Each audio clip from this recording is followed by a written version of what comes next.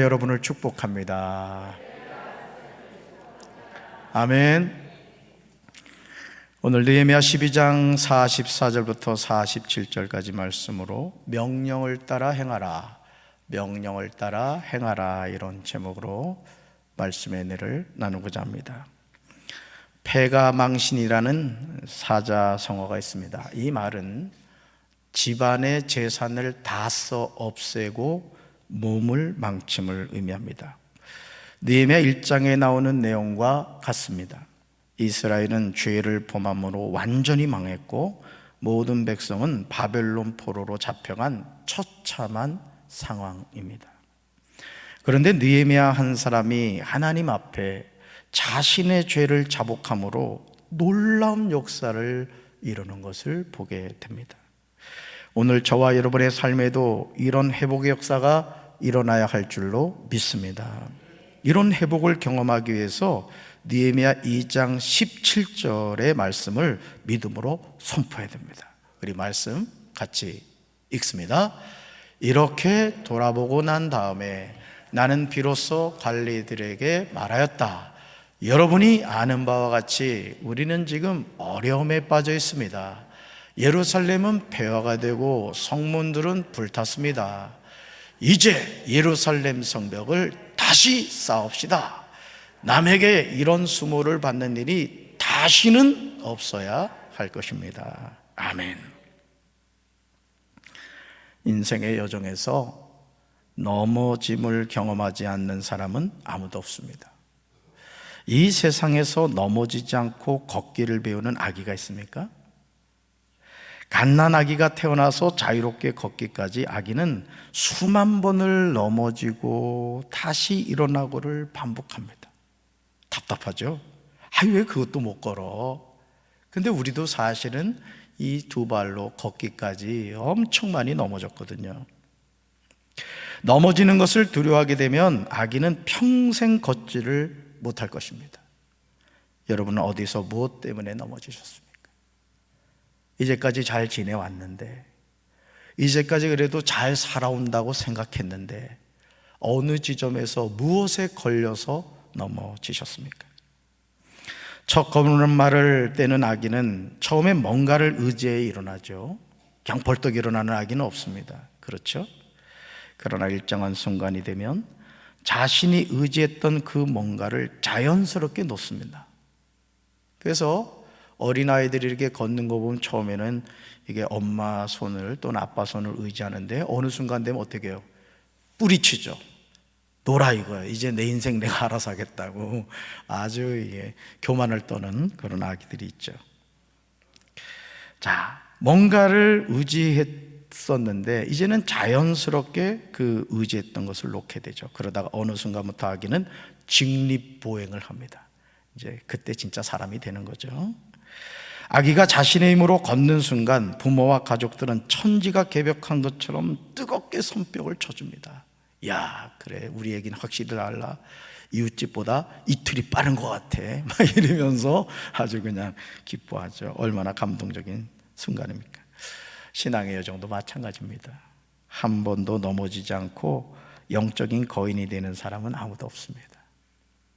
뜻밖의 암초를 만나서 힘을 한번 써보지도 못하고 실족하는 영혼들이 우리 주변에 얼마나 많습니까? 혹시 여러분이 암초를 만나 넘어진 그 한 사람이 아닙니까? 느헤미야서를 강의하면서 제가 느헤미야란 인물을 통해서 발견한 장점은 그의 솔직함입니다. 느헤미야의 강점 가운데 하나가 뭐냐? 그의 솔직함이에요.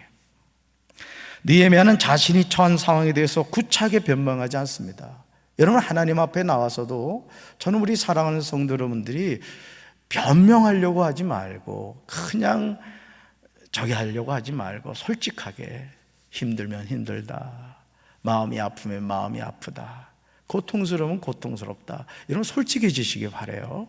자꾸 미사여구 붙이지 말고 여러분이 여러분의 솔직한 마음을 하나님 앞에 쏟아놓으면 하나님이 그 마음 그대로 받아주실 줄로 믿습니다. 느헤미야는 현재 처한 상황에 대해서 누군가를 희생양으로 책임 전가를 하지도 않았습니다. 우리 조상이 문제야. 우리 부모님 때문에 그래. 책임 전가하지 않았어요. 느헤미야 2장 17절을 세번역으로 세번화해서 보시면 느헤미야의 진실함을 보게 돼요. 우리 네 가지로 나눠보겠습니다. 첫째, 여러분이 아는 바와 같이 우리는 지금 어려움에 빠져 있습니다. 자, 리더예요. 느헤미야가 유대 총독으로 부임했습니다. 그런데 허세를 떨지 않잖아요. 우리는 지금 뭐에 빠져 있다? 어려움에 빠져 있다. 두 번째요, 예루살렘은 폐허가 되고 성문들은 불탔습니다. 솔직하죠? 세 번째요, 이제 예루살렘 성벽을 다시 쌓읍시다. 자, 솔직함을 이야기하고 이런 상황이니까 우리가 어떡하자? 그 무너진 성벽을 다시 뭐하자? 쌓자, 이거예요. 쌓자. 여러분, 우리가 하나님을 섬김에 있어서 마찬가지예요. 넘어졌다고 그걸 숨길 필요 없어요. 괜히 허세 떨 필요도 없습니다. 인정하고, 그렇습니다, 주님, 제가 넘어졌습니다, 다시 일어나겠습니다. 이 믿음의 고백이 필요하죠. 네 번째가 찍습니다. 남에게 이런 수모를 받는 일이 다시는 없어야 할 것입니다. 아멘. 신앙생활하면서 힘들 때는 하나님께 솔직하게 이야기하셔야 됩니다. 자, 우리 전사님들하고도 이렇게 아침마다 예배 드리고 이제 사역 회의를 하는데 가끔 물어봐요. 뭐 힘든 거 없어? 사역하면서 개인적으로나 가정적으로나 교회에서 힘들게 하는 사람 없어? 내가 물어봐요. 그럼 없다고 솔직하게 얘기하라고 제가 늘 얘기를 하죠. 자, 보세요. 느헤미야가 이렇게 말해요. 하나님, 제가 지금 엄청난 어려움 속에 있습니다. 자신의 힘으로는 도저히 감당할 수 없습니다. 제 삶이 폐허가 되고 제 삶의 소망이 모두 불타버렸습니다. 같이 읽습니다. 주님, 불쌍히 여기시고 도와주세요.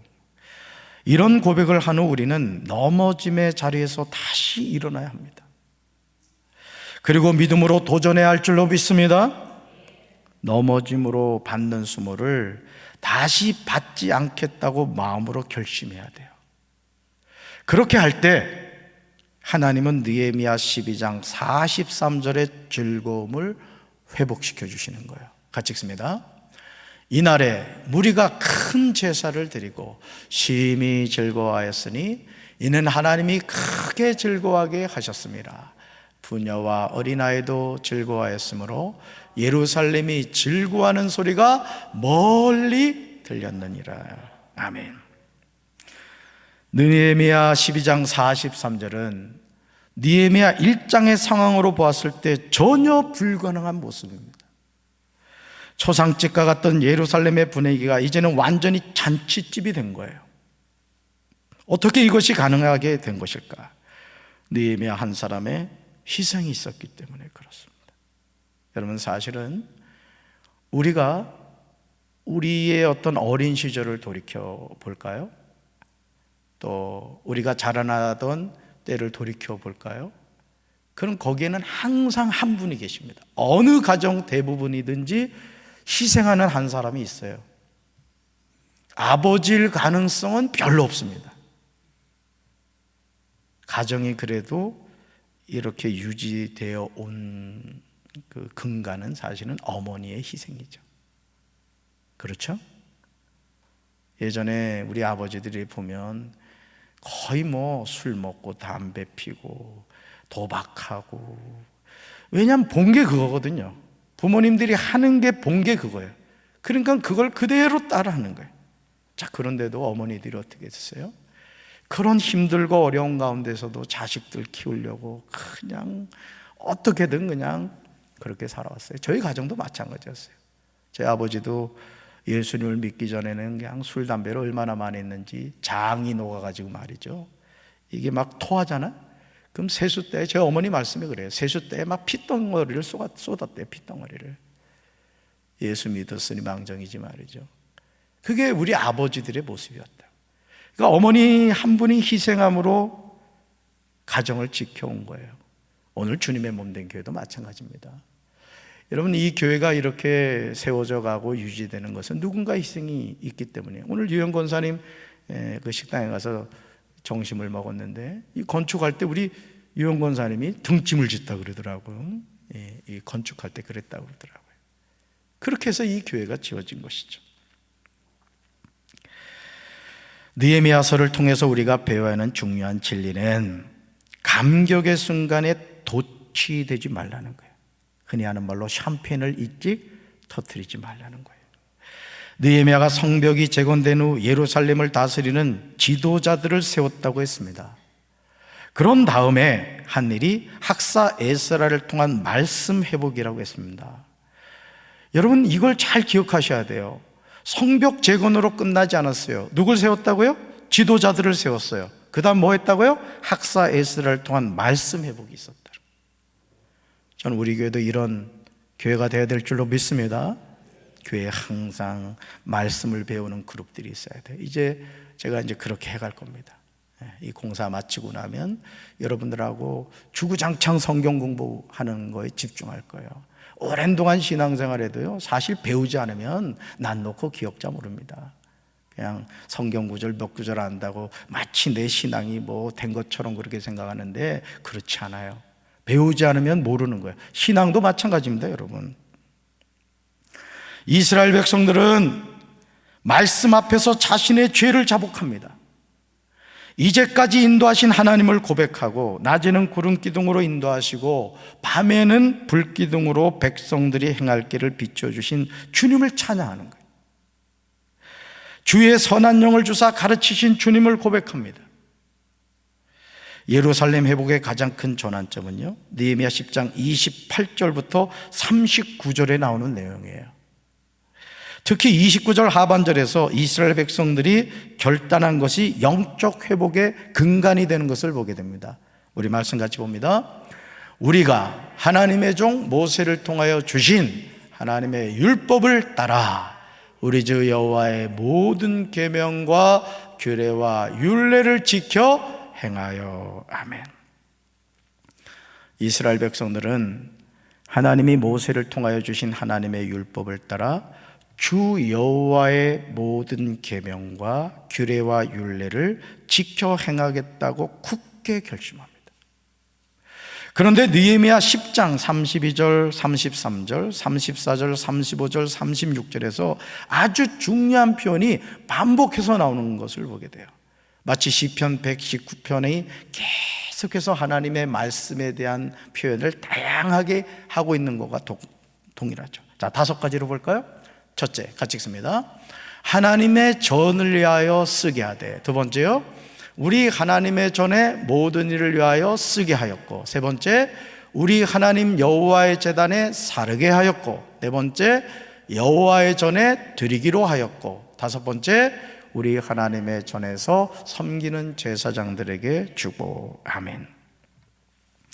하나님의 전이란 표현이 3번, 하나님 여호와의 제단이란 표현이 1번, 여호와의 전이란 표현이 1번 나오는 것을 보게 돼요. 그런데 이어지는 내용이 쓰게 하되, 쓰게 하였고, 사르게 하였고, 드리기로 하였고, 주고라는 표현들입니다. 즉 전에 바치는 헌물과 연관되는 것을 보게 됩니다. 특히 느헤미야 10장 37절, 38절, 39절을 주목하시면 예루살렘 성벽 재건을 통하여 이스라엘에서 회복된 예배의 중요한 모습이 나옵니다. 왜냐하면 예배를 섬기는 제사장들과 레위 사람들이 어떻게 섬겼는지에 대해서 정확하게 기록하고 있기 때문에 그래요. 우리 말씀 같이 읽습니다.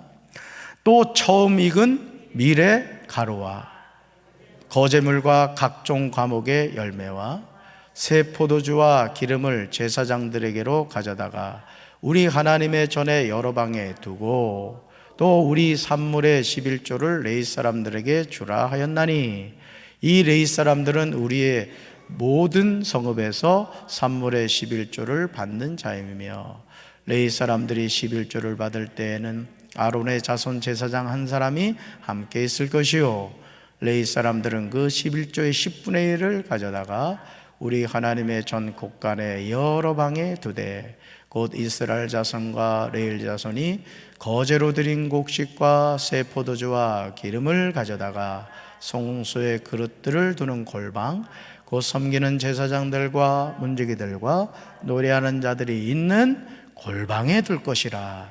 그래야 우리가 우리 하나님의 전을 버려두지 아니하리라. 아멘. 느헤미야 10장 37절부터 39절에 나오는 내용을 자세히 요약하면 다음과 같아요. 요약해서 다시 한번 봅시다. 첫째 읽습니다.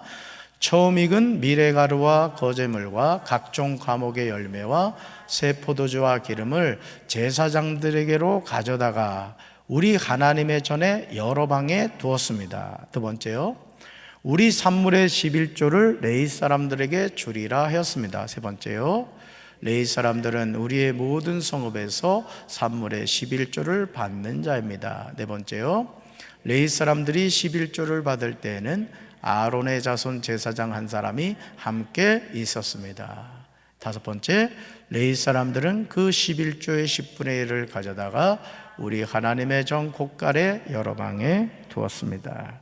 자, 여섯 번째요, 이스라엘 자손과 레위 자손이 거제로 드린 곡식과 새 포도주와 기름을 가져다가 성수의 그릇들을 두는 골방, 곧 섬기는 제사장들과 문지기들과 노래하는 자들이 있는 골방에 두었습니다. 일곱 번째, 그리하여 우리가 하나님의 전을 버려두지 아니하였습니다. 아멘.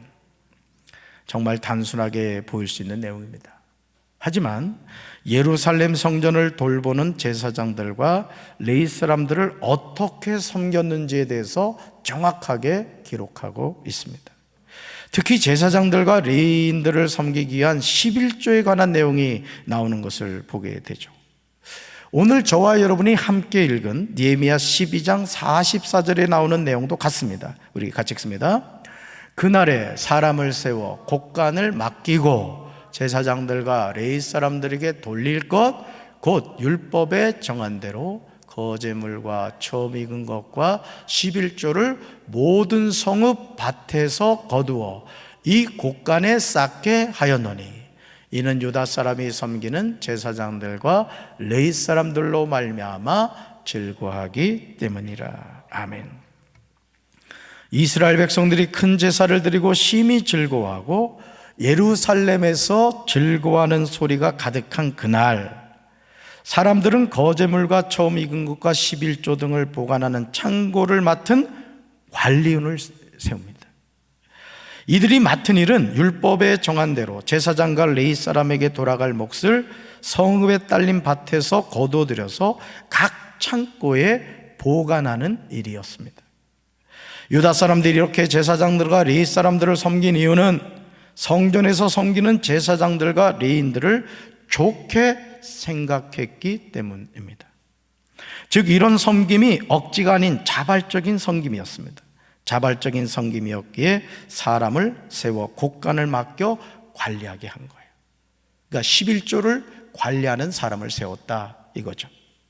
그렇다면 하나님의 성전에서 제사장들과 레위인들이 한 일이 무엇이었을까? 도대체 무엇 때문에 이 11조를 거두어서 창고에 보관하는 사람을 세우면서까지 관리하게 한 것일까요? 느헤미야 12장 45절을 보시면 그들이 한 일이 무엇인지 구체적으로 기록하고 있어요. 우리 말씀 같이 읽습니다. 그들은 하나님을 섬기는 일과 결례일을 힘썼으며 노래하는 자들과 문지기들도 그러하여 모두 다윗과 그의 아들 솔로몬의 명령을 따라 행하였으니. 아멘.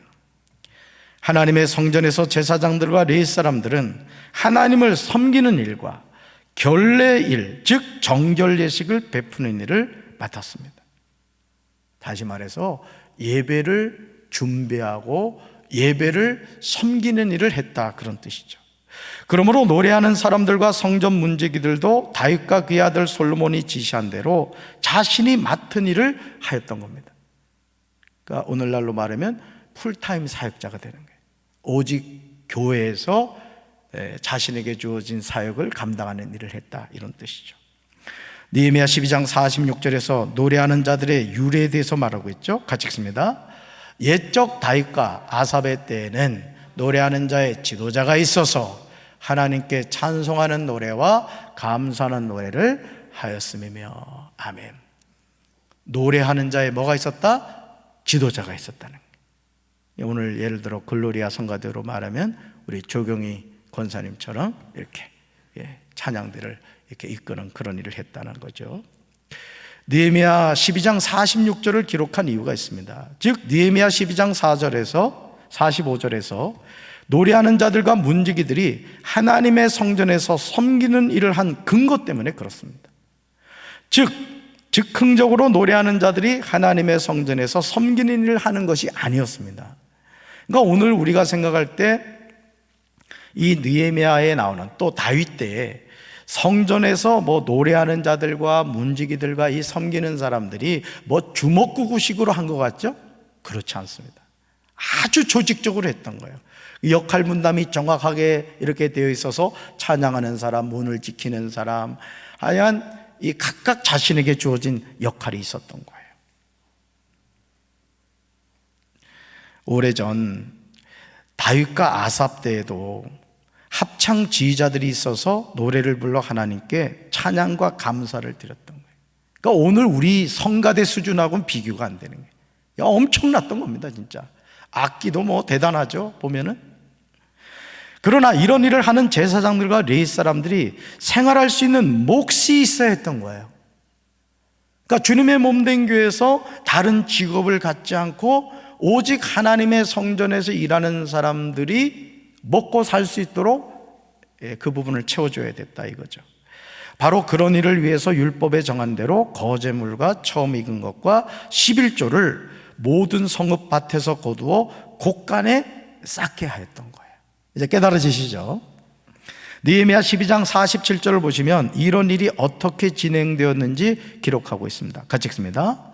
스룹바벨 때와 느헤미야 때에는 온 이스라엘이 노래하는 자들과 문지기들에게 날마다 쓸 몫을 주되 그들이 성별한 것을 레위 사람들에게 주고 레위 사람들은 그것을 또 성별하여 아론 자손에게 주었느니라. 아멘. 그러니까 이스라엘 백성들은 레위인들에게 11조를 드렸고 또 그 레위인들은 아론의 자손들에게 또 11조를 한 거예요. 그 목회자들도 11조 하잖아요, 그죠? 이제 그런 개념으로 이해하시면 되겠습니다. 느헤미야 1장에서 예루살렘은 처참합니다. 이스라엘 백성들은 포로로 잡혀가고 잡힘을 면하고 남아있는 사람들은 그 지방에서 큰 환난과 능력을 받았습니다. 예루살렘 성은 어무러지고 성문들은 불탔습니다. 그러니 예루살렘 성전은 어떠했겠습니까? 폐허가 되어 예배 자체가 사라진 상황이에요. 그런데 이런 처참한 조국 이스라엘의 예배가 회복된 겁니다. 그때가 언제죠? 스룹바벨 때와 느헤미야 때였던 거예요. 하나님의 성전에서 예배가 회복된 이유는 이스라엘 백성들이 제사장들과 레위인들을 섬겼기 때문입니다. 즉 노래하는 자들과 문지기들에게 날마다 필요한 몫을 준 거예요. 그래서 저는 제가 교회를 담임하면서 제가 깨닫는 게 뭐냐면, 예를 들어 그렇습니다. 이건 예를 든 거예요.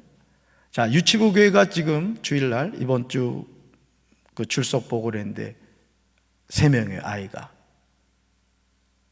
근데 예를 들어 이제 김세열 전사님이 파트타임으로 사역을 하신단 말이에요. 그러면 안 되는 교회, 하나님의 일하심을 생각하지 않는 교회 장로님들은 목회자 될 필요 없다고 그래요. 그냥 부장님이, 우리 김고사는 어디 계셔? 그냥 뭐 부장님이 하지 뭐, 우리 성민이가 해도 되지 뭐, 이렇게 생각을 합니다. 아주 어리석은 거예요. 목회를 하면서 제가 깨닫는 게 뭐냐면은, 여러분, 우리가 씨앗을 심어도 그 씨앗이 바로 자라지 않잖아요. 그래서 제가 전도사님들한테 뭐라고 그러냐면, 너희들이 실패도 된다, 뭐든지 해봐라. 그리고 그 부분에 있어서 예를 들어 어린이교회 잘하는 교회가 있다, 가서 보고 와라. 이건 백문이불여일견이거든요. 제가 그 얘기를 합니다. 그러니까 여러분들이 기다려줄 줄 알아야 되는 거예요. 어린아이가, 젖먹이 어린아이가 갑자기 뛰어다니면 그 아이는 비정상인 겁니다. 엄마만 바라보고 천부여 의지 없어서 바둥바둥 거리는 때가 있어야 되는 거예요. 이게 정상인 거예요. 그러니까 교회가 성장하고 부흥해 갈 때도 심는 때가 있어야 되는 거예요. 아멘이십니까? 그래서 우리 교회 각 파트별로 4분의 전도사님을 세운 거예요. 그 일을 하게 한 거죠. 지금 사실 우리 장정원 전사님하고 장대용 전사님은 교회 행정하고 재정 일을 같이 겸해서 하고 있습니다만은 제가 그 얘기를 해요.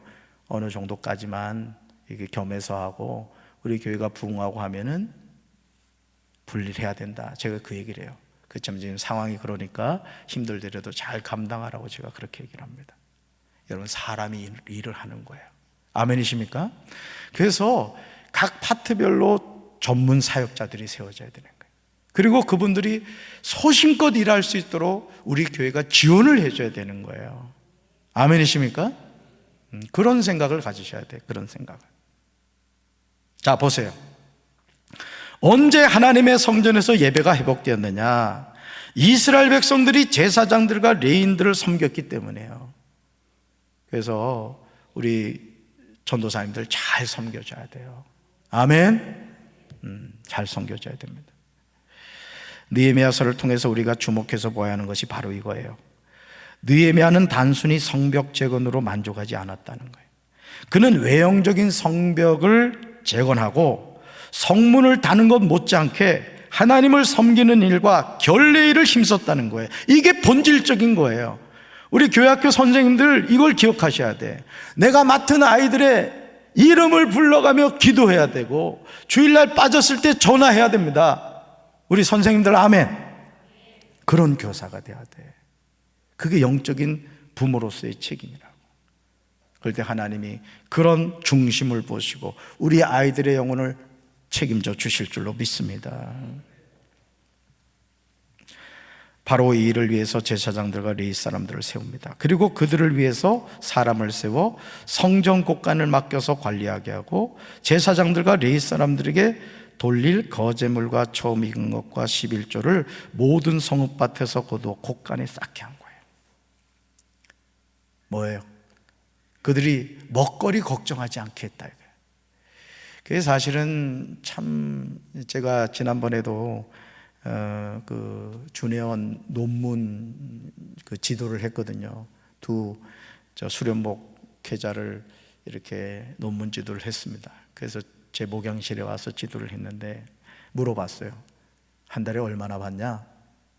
그랬더니 참 거시기 하더라고요. 그러니까 이젠 우리 한국교회가 좀 의식이 바뀌어야 될 때가 됐습니다.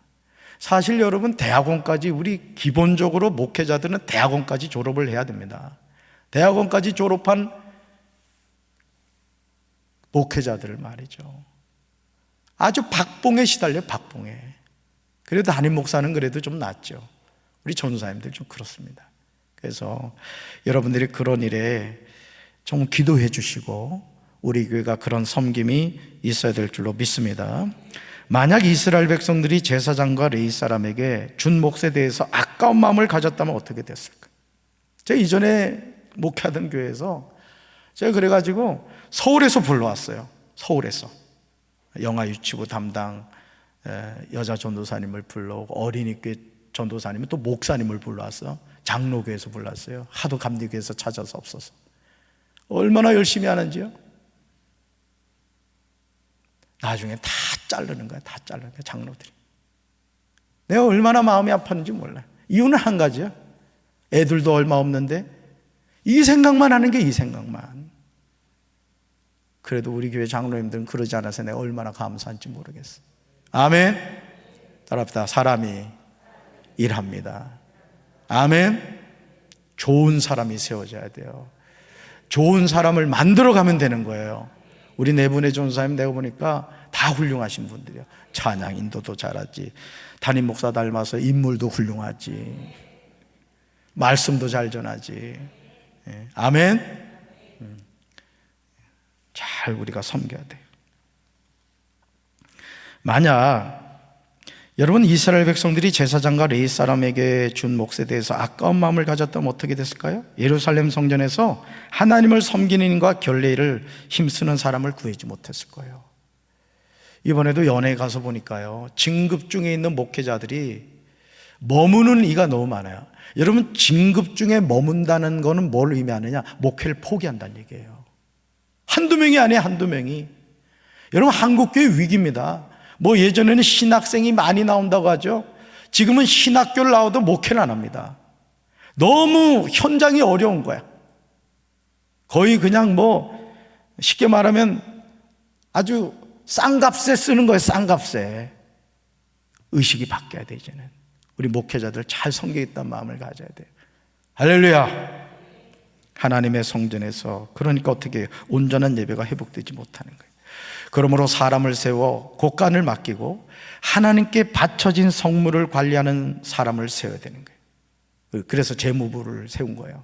우리 강장로님과 재무부원들은 하나님 주신 성물을 잘 관리해야 되는 거예요. 그리고 우리 예를 들어 속회든지 성교회든지 여러분들이 그 하나님이 주신 성물을요 허투루 쓰면 안 됩니다. 속회 헌금 가지고도 개인적으로 쓰면 안 돼요. 성교회 헌금 같은 경우도 여러분들이 거두었으면 뭐 꼭 지출해야 될 경우는 있습니다. 그렇지만 가급적이면 선교에서 거둔 선교회비는 선교를 위해서 쓰시면 좋아요. 아멘. 가급적인 커피 한 번 쏠 때는 내가 개인적으로 쏘고, 커피값이 없으면 목양실 오셔. 내가 저 커피 드릴 테니까. 아셨지? 자, 말라기 3장 10절에서 만군의 여호와 하나님이 온전한 11조에 대해서 말씀하셨어요. 이게 참 우리가 너무나 많이 들은 말씀이지만 이 축복의 원리를 잘 몰라요. 우리 같이 읽습니다. 만군의 여호와가 이르노라, 너의 온전한 11조를 창고에 들여 나의 집에 양식이 있게 하고 그것으로 나를 시험하여 내가 하늘 문을 열고 너에게 복을 쌓을 곳이 없도록 붙지 아니하나 보라. 아멘. 예. 암송하셔야 될 말씀이에요. 빨간 글씨 보세요. 만군의 누가 이르노라? 여호와가 이르노라. 지금 하나님은 온전한 11조를 창고에 들여 하나님의 집에 먹거리가 넉넉하게 하라고 하십니다. 이렇게 바치는 일로 하나님을 시험하여 하나님이 하늘문을 열고서 온전한 11조를 하는 자녀들에게 쌓을 곳이 없도록 붙지 않나 보라고 하십니다. 여러분, 성경에서 하나님을 시험해 보라고 하는 말씀이 말라기 3장 10절 말씀입니다. 그러므로 이제 우리는 하나님의 명령에 따라서 행하는 삶을 살아야 할 줄로 믿습니다. 그렇게 할 때 하나님은 우리 땅의 소산물을 해로운 벌레가 먹어 없어지지 못하도록 해주십니다. 우리 포도밭의 열매가 채 익기 전에 떨어지지 않게 하십니다. 이것이 순종의 축복입니다.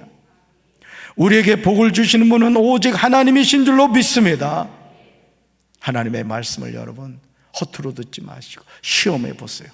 온전한 11조를 통해 하나님이 내 삶을, 우리 가정을, 우리 가문을 어떻게 축복하시는가를 여러분 경험하시고, 오늘 이 말씀처럼 우리 교회가 온전한 세워진 레위인들을 통해서, 노래하는 자들을 통해, 문지기를 통해 아름답게 튼튼하게 세워져가는 부흥하는 교회가 되기를 주님의 이름으로 축원합니다. 가슴에 손 얹겠습니다.